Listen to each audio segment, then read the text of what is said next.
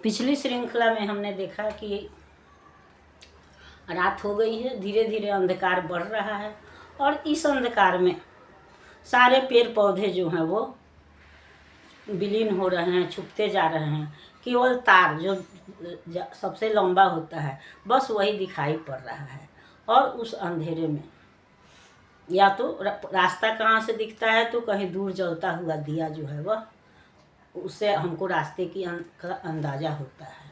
अब हम देखेंगे कि अब धीरे धीरे घनी अंधेरी रात हो रही है, और गहरी अंधेरी रात को निशा कहते हैं या निशा काल कहते हैं। तो कवि वही कह रहा है कि अब जो है वह निशा आसमान से उतर रही है धीरे धीरे, लेकिन वह दिन के उजाले में नहीं उतरी जबकि रास्ता दिख रहा था, बल्कि वह अंधेरे में उतर रही है। और हम यह जानते हैं कि अंधेरा से हर व्यक्ति या हर जीव जंतु जो है वह अंधेरे से डरते हैं। तो लग रहा है कि जिससे सारे लोग डरते हैं, जिस निशा से या गहरी अंधेरी रात से सारे लोग डरते हैं, क्या वह भी किसी से डरती है जो वह धीरे धीरे उतर रही है। और यह गहरी अंधेरी रात जो है वह कवि के मन में अनेक प्रश्न उठा रही है या उसके अंदर गहरा अवसाद भर रही है। वह बोल रहा है कि जब अब निशा नभ से उतरती, देख है गतिमंद कितनी, पास यद्यपि दीप्ति इतनी, क्या सबों को जो डराती, वह किसी से आप डरती, अब निशा नभ से उतरती। थी किरण अगणित बिछी जब, पथ न सूझा गति कहाँ अब, कुछ दिखाता दीप अंबर, कुछ दिखाती दीप धरती, अब निशा नभ से उतरती। अब निशा जो है यानी कि गहरी अंधेरी रात जो है वह धीरे धीरे आसमान से उतर रही है और धीरे धीरे उतर रही है। अभी देख रहे हैं कि वह एकाएक अंधेरा नहीं होता है, बल्कि सूर्यास्त होता है। सूर्यास्त के बाद भी हमको दिखाई पड़ता है और फिर धीरे धीरे वह अंधकार जो है वह बढ़ता जाता है। तो वही कह रहा है कि देखिए कितने धीरे धीरे जो है वह आसमान से उतर रही है। हालांकि अंधकार में भी चमक होता है या कालेपन में भी चमक होता है, तो उसके पास दीप्ति है, ज्योति है, चमक है, लेकिन फिर भी वह धीरे धीरे उतर रही है। लगता है जैसे कि जो रात दूसरे को डराती है वह भी किसी से डर रही है, यानी कि वह धीरे धीरे उतर रही है। जब किरण अगणित बिछी थी, जब सूर्य की रोशनी थी, किरणें थीं, उस समय तो वह नहीं उतरी, जबकि उस समय रास्ता दिखाई पड़ता, लेकिन उस समय वह नहीं आई। तो अब अंधेरे में फिर किसी को रास्ता कहाँ से दिखाई पड़ेगा। लेकिन अब तो वह दिखाई इस अंजोर में वो आ रही है, तारों तो कुछ जो है रोशनी वो तारे दिखा रहे हैं, अंबर दीप दिखा रहा है, यानी कि कुछ आसमान में तारे टिमटिमा रहे हैं उससे रोशनी हो रही है, या फिर दूर कहीं जलते हुए दीपक का प्रकाश जो है, धरती का जो रोशनी है, धरती का प्रकाश जो है वह दीपक से है।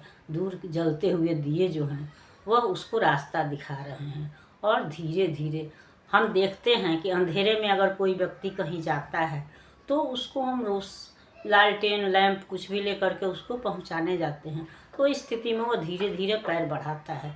उसी तरह से रात भी जो है वह धीरे धीरे अपना पैर बढ़ा रही है और उसको प्रकाश दे कौन रहा है या प्रकाश दिखा कौन रहा है, तो कुछ प्रकाश आसमान के तारे दिखा दे रहे हैं और कुछ जो है वह धरती पर जलने वाले दिए दिखा रहे हैं।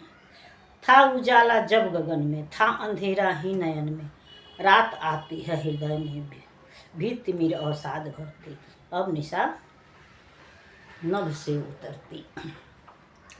तो अब जो है वह रात जो है वह धीरे धीरे उतर रही है, रात गहरी हो रही है, अंधेरी हो रही है।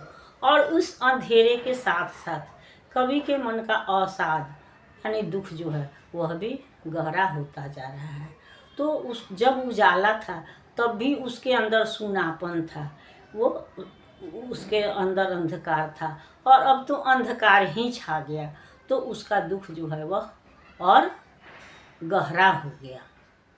इसलिए अपने दुख के साथ साथ कवि को रात्रि का यह अंधकार भी और घना दिख रहा है, अंधकारमय दिख रहा है, लेकिन इसके साथ ही साथ जो आसमान में टिमटिमाते हुए तारे हैं या धरती पर जो जलने वाले दिए हैं, यह कवि के अंदर आशा का संचार करते हैं, उसके अंदर नवजीवन भरने का प्रयास करते हैं। इसलिए गहन अंधेरे में भी उसको कुछ रास्ता दिखता है, कुछ आशा दिखती है। और इस तरह से कवि या अन्य कोई भी व्यक्ति बड़े से बड़े दुख को भी आशा के सहारे या किसी के सहयोग से, उसके उत्साह से बड़े से बड़े दुख को पार कर जाता है। इसलिए कवि के कहने का ये भी तात्पर्य है कि हम निराश नहीं हूँ, अपने अंदर आशा को बनाए रखें। कितनी भी घनी अंधेरी रात होगी, लेकिन उसमें गहरी अंधेरी रात में तारे और ज़्यादा तेज चमकते हैं या दीपक की रोशनी भी ज़्यादा दिखाई पड़ती है। तो चांदनी रात में तारे दिखाई कम ही पड़ते हैं और रोशनी भी उतनी तेज दिखाई नहीं पड़ती है, लेकिन गहन अंधेरी रात में, घनी अंधेरी रात में तारों की चमक भी ज़्यादा होती है और दीपक की रोशनी भी अधिक होती है। तो इस तरह से जब हम घने अवसाद में या गहरे दुख में होते हैं, तो उसके बाद से निश्चित ही हमको आशा की कोई किरण दिखाई पड़ती है, हमारे अंदर उत्साह का संचार होता है और इस तरह से बड़े दुख से हम पार पा जाते हैं। कहने का इस तरह से हम देख रहे हैं कि कवि ने प्रकृति के माध्यम से अपने दुख को भी अभिव्यक्त किया है और हमारे अंदर आशा का संचार भी किया है। अगली श्रृंखला में हम अगले गीत पर विचार करेंगे। तब तक यह श्रृंखला आपको पसंद आती है तो इसको लाइक कीजिए, सब्सक्राइब कीजिए। मिलते हैं अगली श्रृंखला में, तब तक के लिए धन्यवाद।